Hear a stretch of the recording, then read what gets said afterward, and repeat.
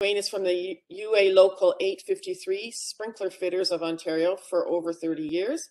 He sits on the board of the union and is the chairperson for their political education committee.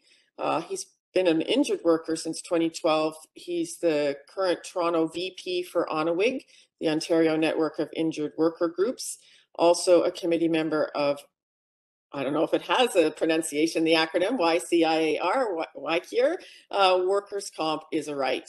And he's a community activist for Injured Workers Action for Justice. Thanks so much, Wayne, for coming and sharing your perspective. Thank you so much for the introduction. I just first like to say to all the other speakers, thank you very much for your voice for injured workers. I'm here today to hopefully plant some seeds of doubt, more importantly, seeds of hope. Hard to believe, in 4 short months, it will be 10 years since my accident. My family had settled in the town of Brooklyn in a 2,900 square foot home on a pie-shaped lot with a walkout backyard that backed onto Winchester Golf Course and green space that led to a creek where I take my kids looking for golf balls. I coached my sons in hockey. My eldest was the captain of his team that year. My youngest was a goalie. I truly enjoyed teaching my sons the game of hockey. I even played in a men's league for the love of the game. But then, my accident. I was pulling on a wrench to remove a piece of pipe that I needed to remove to relocate a sprinkler head. With my first pull, I was unable to break the seal of this pipe, and as I released the wrench to take another try, the ladder flicked me off. As I was falling, I tried to grab for the ladder. I was going, because it was going for a glass partition. I had a number of doctors I had seen before receiving a diagnosis from the WSIB doctor that was convinced that I had a sprained shoulder and I would be better in 3 months. After 2 months, unfortunately, I was unable to move my arm. I had to seek another opinion. This new doctor and surgeon asked me to have an MRI arthrogram. The MRI arthrogram showed that I had a torn labrum and surgery was scheduled for my repair. In the 13th week of recovery, I received a call from the WSIB to tell me that my company had modified duties for me and I was to go back to work. My surgeon had informed the WSIB that I required 3 to 4 more weeks before returning to work, even with modified duties. I had 13 weeks recovery and I was still taking opiates for pain management. And according to the WSIB schedules, 12 weeks was the maximum recovery time for my surgery. I was now introduced to the phrase hurt versus harm. A little bit of pain won't harm me, and my employer was accommodating my work with modified duties, after all, and my medications were not even a discussion. As my pain levels increased with modified work, so did my amount of medication. About 7 or 8 weeks in my back to work program, I was driving home after using my arm and shoulder all day, and I went to make a left turn. Pain ripped through my shoulder, up my neck, and down my arm into my hand. My operation failed. I was now in excruciating pain, the most pain to this point I had ever felt. The Percocet I was taking for pain up to this point had little effect, and my doctor at the hospital had to prescribe something stronger, hydromorphine. The next few months of my life were horrifying, with pain screaming up my neck until I had an operation to remove my bicep tendon from my shoulder and place it in my arm. I now had 2 surgeons telling me the only thing they could do for me was a full shoulder replacement, and I was too young. Now I was taking Percocets, muscle relaxants, anti-inflammatories, along with 2 other pills, one to settle my stomach and one to help with a movement. I need to find a surgeon to help me with my shoulder and a better way to deal with my pain. As luck would have it, with the help of my doctor, I found a surgeon in London that would do the full shoulder replacement. Perfect. Now I would be one step closer to being out of pain. The doctor in London asked me to have an MRI and an aspiration done so he could see more of what was going on. Unfortunately, the aspiration results would tell the doctor that I had an infection from one of my first two operations. This was not what I needed to hear on my quest for a full shoulder replacement. With the pain now taking over my every thought, I was thankful to have met a man suffering from MS who taught me that we all have an endocannabinoid system in our bodies, and if we feed it cannabinoids, it's very helpful in managing pain. I think we all know two cannabinoids, THC and CBD. With the help of cannabis high in CBDs and introduction of medication, I was able to calm the angry pain inside of me. I also completed my level 1 Reiki to learn different ways to cope and relieve my pain. In 2016, over 4 years since my accident, I applied for my ACMPR from the Canadian government. With guidance from my cannabis doctor, I learned to make tinctures and help with my pain. I just needed you to see where I was at so that you may understand some of the choices I have made due to the inability of opiates to help me deal with my ongoing pain. In May 2018, with the help of my doctor, I arranged a surgeon in Ajax to remove my infection so that when I healed, I would be able to go to London to have my full shoulder replacement. This was to happen in August of 2018. I just needed the WSIB's approval. The second week in May, I received a phone call. My new caseworker, she had asked me, was I employed or was I looking for work? I explained to her I was waiting for approval on a surgery to remove an infection in my shoulder so that I could have a full shoulder replacement as soon as I recovered. She explained to me that if I did not go back to work before this operation, that I would have no income to replace because I was being deemed capable of working. This made no sense to me.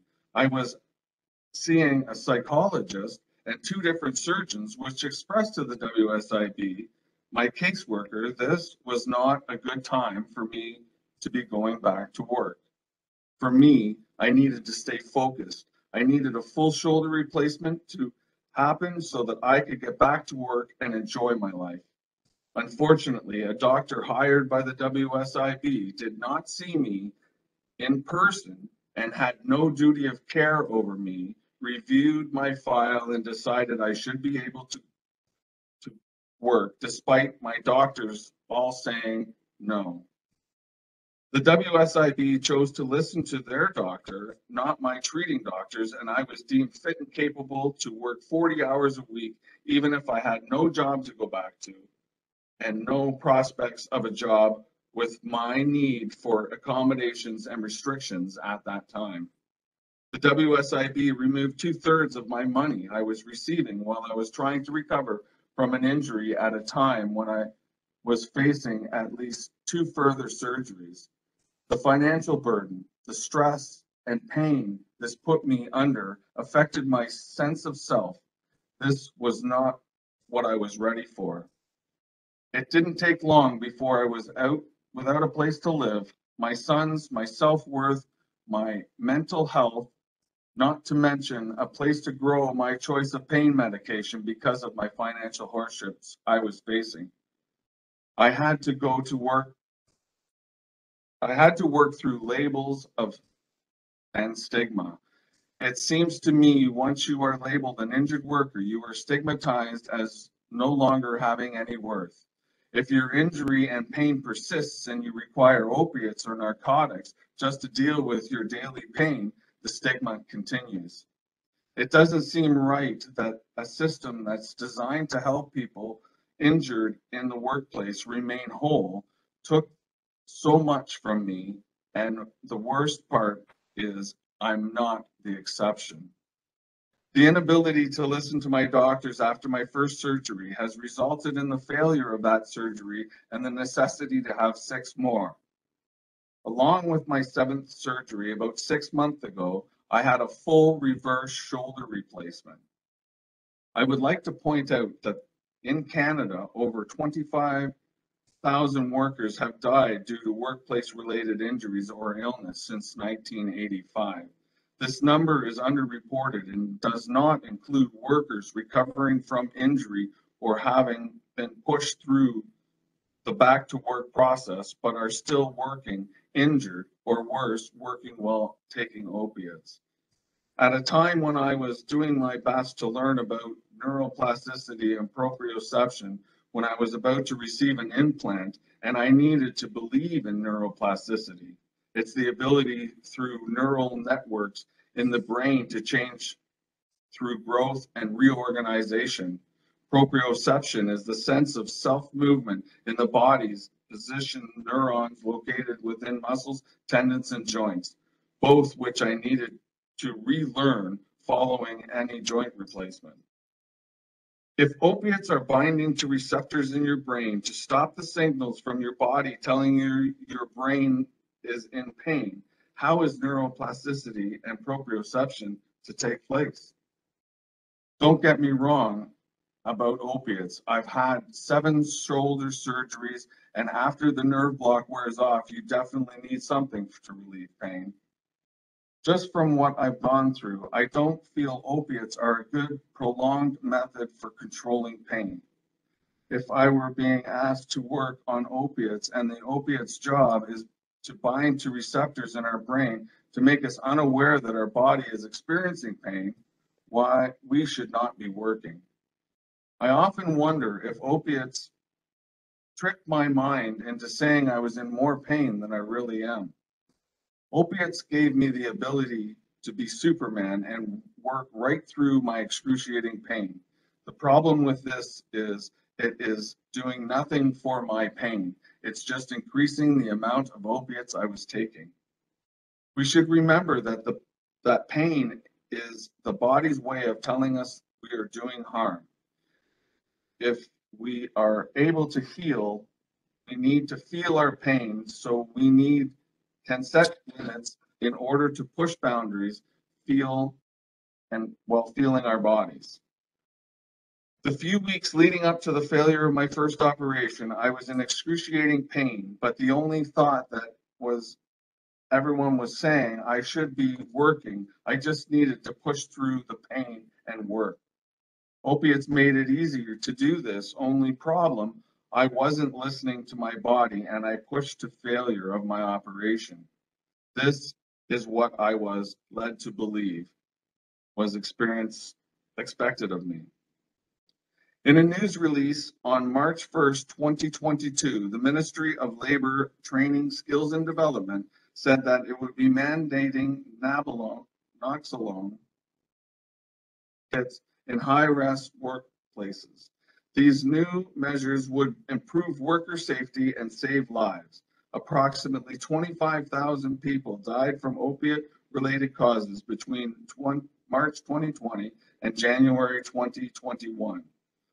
All of these victims who were employed, 30% are construction workers, by far the most of any industry impacted. These are our brothers and sisters dying because of opiates. We need your help to change these statistics. If I look at opiate crisis as if it was an unwanted invasive plant in our garden that kept coming back every year, we would soon learn that we need to remove it by its roots. The Ontario government introduced legislation to protect workers on the job and save lives.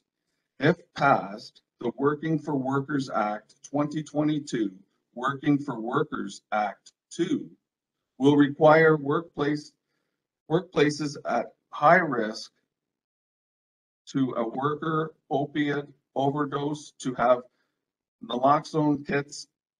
This legislation would be introduced the highest fines of Canadian for Canadian companies that fail to follow the workplace health and safety laws. I am hopeful that if somebody feels uncomfortable performing modified duties while on opiates, these new laws will protect these workers if they don't feel safe. I know there's a need for opiates. I just don't feel as a worker we should be working while taking them. There has to be a better way than people pushing past their limits. Although I hope not forever, but I had to give up parts of myself during this process. I was a coach of my kids' and hockey team. I played in a men's hockey league. I lived a full and fulfilling life. I was a foreman in my career as a sprinkler fitter. I used to be able to use both my hands to work, live, and create things to make me and others happy. I didn't ask to be an injured worker, nor did I even think it would happen to me. Let's stand together, include and protect injured workers and their families. We may not be able to stop injury, illness, and opiate use in the workplace, but we sure can protect those who are. Thank you. Thank you. It was very powerful, and I'm sorry for all that you've experienced, and really really grateful for sharing it with us and all the sort of nuances or the bend, the curves and the bends in your story, and how the return to work aggravated it on several occasions, I guess. I'm wondering, you talked about seeds for hope, and I think in the context of the legislation, but I'm just wondering if you have any other just ideas around, as we're trying to do or to foster primary prevention in the workplace, so injury prevention, I guess, and then also the exacerbation of injury prevention is more the secondary prevention. So any more thoughts on that, and whether in the work situation that you were in, was it exacerbated in terms of being on contract or not, not in an, like, were you in an employer's workplace or in someone else's when this transpired, and does that have an impact too? Well, like I said, I was a foreman for a sprinkler company, and as this injury progressed, I just, things were jobs were being made up for me, and that in itself was very demeaning, and then to be on medication where you at times didn't know. I'm not going to say you didn't know what you were thinking, but you're paying everything in life. You just went along with, and it's a very scary place to be. And I'm going to fight because people don't know what's coming. And we need to find other alternatives to get people back to work, because we listen to everybody here today, and opiates is not the answer. And in fact, it's a big problem. And if you bring that problem to the work site by allowing, I'm not saying by allowing someone to work through the WSIB, pushing both sides, the worker and the employer, to get people back to work, and you add opiates, the only one that's suffering through that equation is the worker, and it needs to stop. And the WSIB has a surplus of money that it decided to give back to employers when they themselves don't understand chronic debilitating pain. They have created an environment for it to happen, but it really needs to be looked at, and the current direction it's going in needs to be redirected. Yeah, thanks. Sorry, and I have to apologize because I called you Mike instead of Wayne, which was totally inappropriate, as I was just in a rush to I guess respond, because and I think because it was a very powerful message, and I really appreciate you sharing it with us. I don't know if anybody has any questions. I haven't been watching the chat, or if the speakers would like to turn on their cameras, and if anyone has any And yeah, that's a good question from Kathy in terms of, you talked about pulling out from the root, Wayne, and then how do we do that? I think is maybe a question for everyone, actually, not just at WSIB, but just, yeah, how do we pull out from the root the reliance on masking pain with opioids, and then the you know, the harm that that causes in so many ways. And have any thoughts or answers on that? It's a wicked problem, I think they call these kind of issues. Policy. I was wondering, something you said just at the end there, Wayne, about just WSIB in general, in terms of like, shouldn't there be a giant chronic pain management section of WSIB, since isn't that the what extends people's ability to return? Obviously, functional abilities can also, particularly in workplaces with limited choices, but still, I'm not aware. I haven't been involved in disability management for a long time.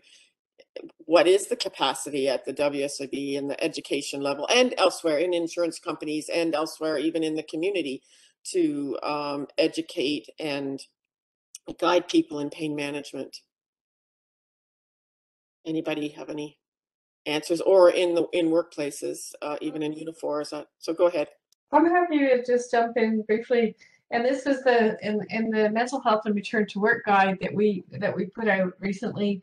The main message was communication. You know, we have all sorts of advice and specific ideas about what to do here and there, but if you roll it all back, it's all about communication. And the key thing is within workplaces to ask workers what they need and to not assume that the condition is static. Like, okay, good, we asked you, we fixed it up, now you're good to go. Well, no, because next week things will be different again, right? And so you need to touch base regularly with the worker, and to really listen to them describe what their situation is in order to be able to plan for it.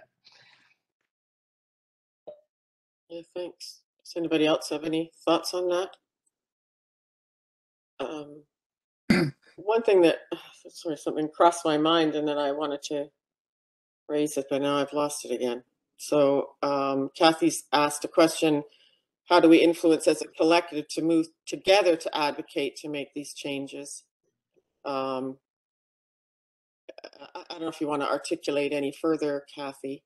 I think, but just I'll interrupt while I remember. So that even you made a reference to the naloxone, and the health and safety system has chosen opioid harm reduction as, from a workplace mental health perspective, their goal for this fiscal year, which is 2022-2023. But I also think that they think it's like, they don't see the workplace role in the harm.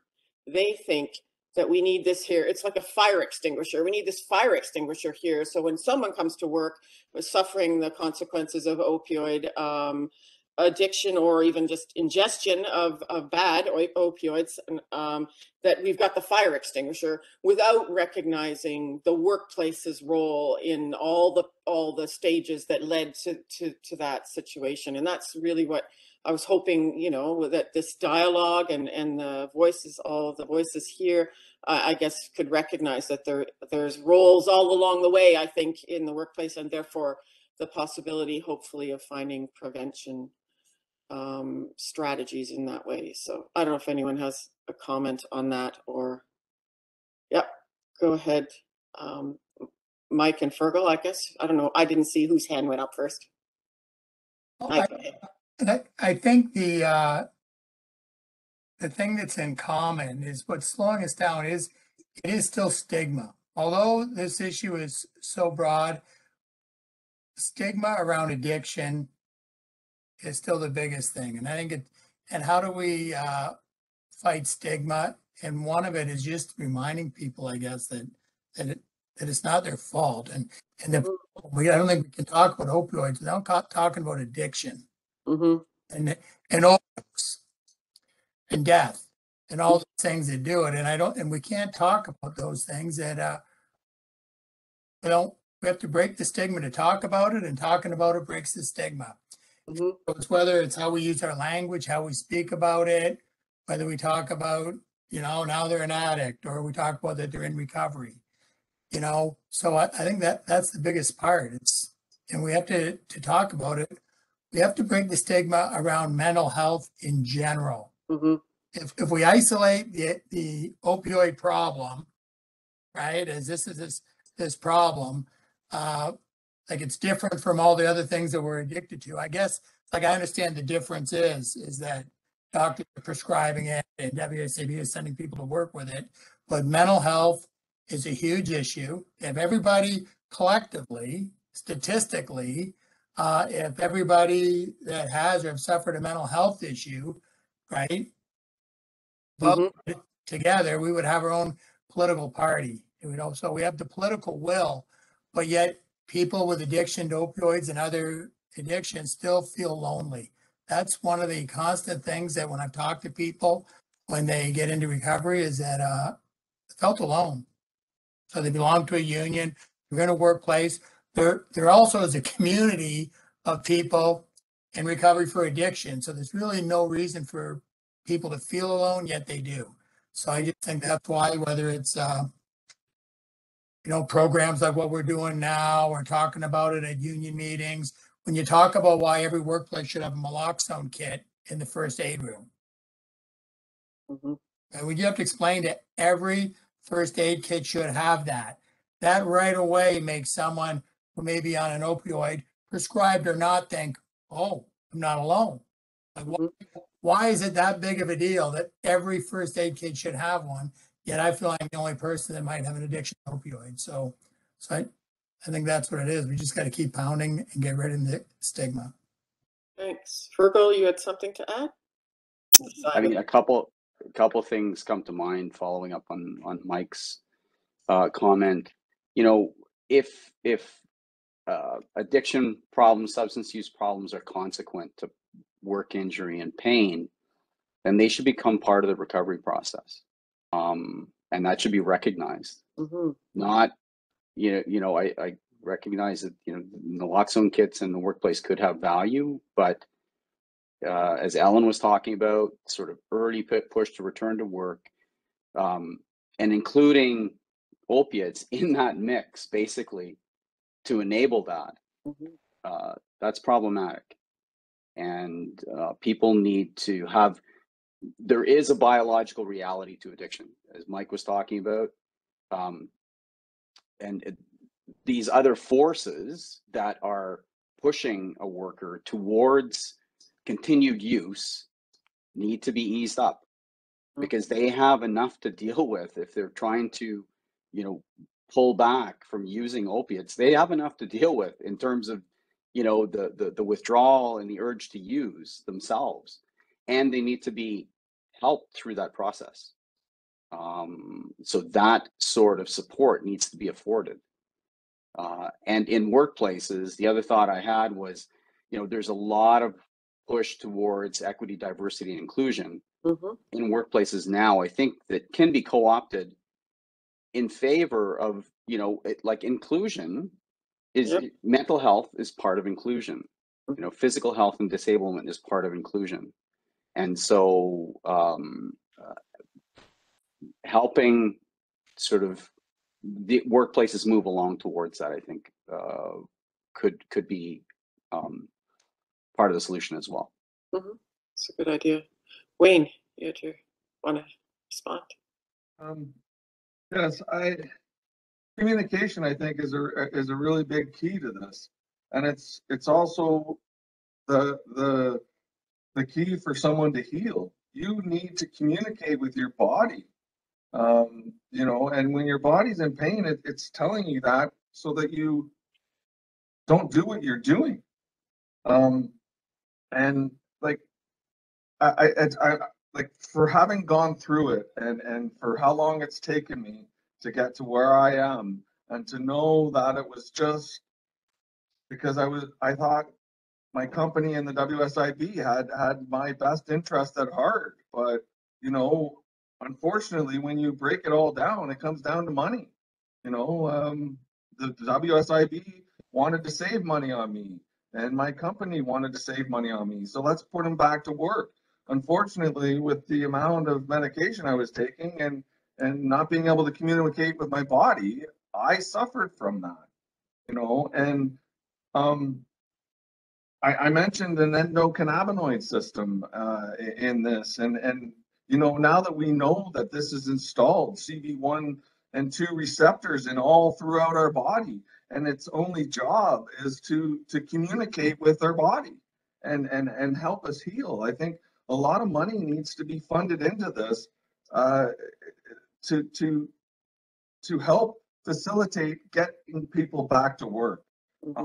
You know, there's CBDs that have no psychoactive effects that, you know, a person can still feel their pain, and now they can be driven to heal by listening to their bodies and using medications that'll help you get there.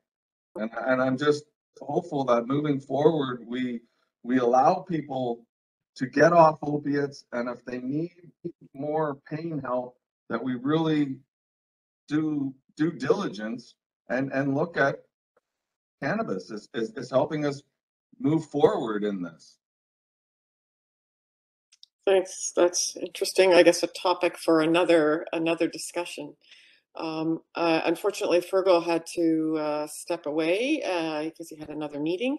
I don't see any other questions. I don't know if anybody has a question that they have been holding back, or if anyone has any, and then we'll, we can ask each of the speakers to kind of make a final comment around you know, the solution to what can workplaces do to make a difference, which is the ongoing theme here, and we've touched on a few different ideas. So I don't see any other hands, so maybe I'll go in order of presenters. So Ellen, I'll go with you. Do you have any final thoughts or comments to leave with the audience? Well, I think that the way you organized this session today was so good. It was really valuable to hear from Wayne talk about his direct experience. There's nothing like hearing directly from the person. And it's also super helpful to hear from union representatives to know what an important role labor unions can play in workplaces in Canada, and what growing role they could play. So I really enjoyed being on this panel, and yeah, thanks for inviting me. Thanks. You're welcome, and we thank you, of course, for taking the time to share your research and continuing that research in this important area. Okay, Mike, we'll go with you next. I don't think I have anything to add without just repeating stuff that everybody else has said, but I think we just have to keep on keeping on, keep on doing what, playing our role in this, and moving forward. Okay. How about you, Sari? Yeah, workplaces make a difference, and through collective agreements, we see how we can influence change that then translates into changes in society as well. That we can have a finger on the pulse of issues and be those agents of change out there. But it requires a collective effort. Not one individual can carry the burden, definitely not the injured worker. The whole union structure has that responsibility. So it's collective efforts make a difference. Great. Thanks. And thank you again for dialoguing in real time here. That was, it was, you know, it's very, very useful, and I can understand how your conversations end up there, as you were showing, when you deal with local issues, but there's always the larger ones to wrestle with. Okay, and Wayne, how about you? Do you have any last remarks? I just like to say thank you very much for giving me the opportunity to speak. I think communication with everybody and the opportunity to speak for injured workers and tell their side of the story will help remove the stigma. I think unions play a big role in this, and we need to do more in the way of motions and resolutions to make organizations like the WSIB listen to its workforce. Because at the end of the day, you know, I don't like to say it, but my injury has taken a chunk of life out of me, a whole decade. And I mean, I'm hopeful that I don't have to have another operation, but I've been told it's a decade, you know, that this is guaranteed for, and I'll have to do this all over again as I heal. And I'm, you know, I will just do my best to be the voice for injured workers pushing forward, that we just need to figure things out. We need to talk to one another and let everybody feel safe in these discussions. And, you know, through that, I hope we will find better ways to help injured and ill folks.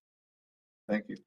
Yeah, thank you. And thanks for the work of Onawig. I think that that organization has helped and supported a lot of workers, and they've done a lot of knowledge translation too, including some of the chapters doing, you know, weekly webinar series and other events. So I think that that's of critical importance on so many levels too. So, and yes, we need to listen more than be able to find conduits to communicate, I think. And the I just wanted to, so thanks again for your time and of course for your telling us your story, which was so impactful. Just want to note that Vinay did note here that we have to go doubly hard on prevention in workplaces by using the hierarchy of controls to eliminate and control when we can't, and control when we can't eliminate psychosocial factors. And I think that's the underlying theme of this series and this, you know, now in its 6th year, our argument has always been that psychosocial hazards are hazards, and the workplace has a big role, the biggest role, in preventing those hazards. And so with that, I will, I guess, encourage everyone to sign up for the next 4 sessions, which next week we're talking about violence, harassment, and bullying in the workplace. And then the week after, which is on the 13th, the survey experiences and insights from around the world, which is always really interesting to hear how things are assessed and managed, and the lessons learned from other jurisdictions, as well as our own. And then on the 20th, we have diverse perspectives on workplace mental health, and which includes topics from a psychologist perspective and domestic violence, and also from our US partners. And then the last one, we have a group talking about mental health interventions and other solutions, including IHSA. Kathy mentioned she's with them, and they're actually going to present on their experience with the OCAL stress assess survey and its application.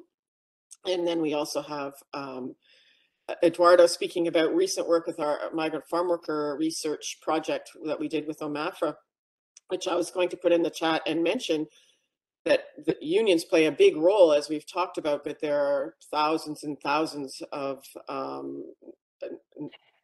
workers in the province who aren't unionized in small workplaces, and then thousands and thousands again of workers who come from other countries who are even more marginalized in our workplaces and marginalized from the protections in the system. So lots to think about and hopefully dialogue about over the next month. So thanks again to everybody for their participation today, and we will see you next week. Thanks again to the speakers. Thank you. Bye-bye.